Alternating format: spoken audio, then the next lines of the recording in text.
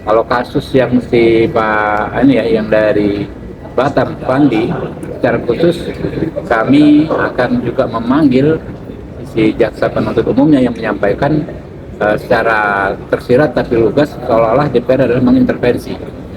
Nggak ada ceritanya kita mengintervensi, karena kan kita ingin melaksanakan tugas kita ya dalam pengawasan supaya tugas mereka bekerja dengan benar.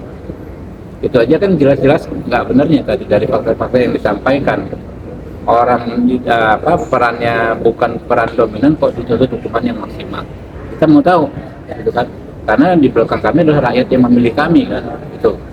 Nah ini kita lihat jadwalnya, karena ini kan sebenarnya masa reses ya. Mungkin 10 hari menjelang Idul Fitri itu kan ada masa sidang. Di situ kita akan panggil. Kalau penilaian awal ini Bang, walaupun masih harus mendengarkan keterangan langsung dari pihak yang dipanggil, apa yang asumsi awal dari penanganan kasus khususnya Abika Batam? Ya kalau Abika Batam saya melihat secara kasat mata tidak pantas dituntut hukuman mati. Saya mengatakan begitu. Pasal hukuman mati itu kan kita ininya membahas yang paling alot. Kalau teman-teman ikut ini di sidang di sini, hampir 5 tahun itu ganjalan pasal.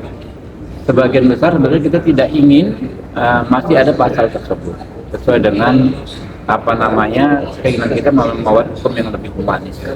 Tetapi disampaikan pada pembicaraan waktu itu ada situasi-situasi tertentu yang memang masih memerlukan hukuman mati yang amat sangat terbatas. Ya. Karena itu perlu ada norma pasal 98 yang mengatakan hukuman mati bukan hukuman pokok tapi hukuman alternatif sebagai upaya terakhir.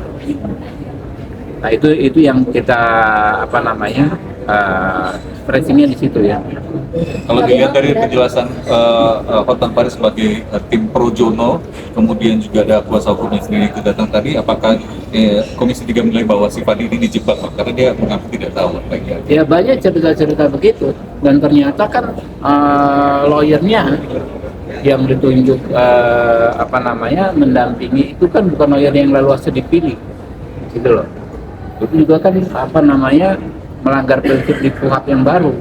KUHP yang baru itu kan terdakwa bebas memilih advokat, ya kan?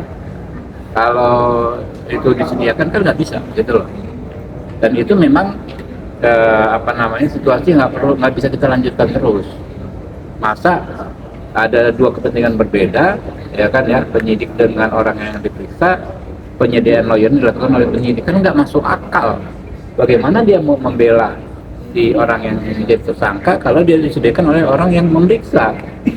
Itu kan nggak masuk akal. Jadi banyak sekali kejanggalan, makanya kita akan panggil.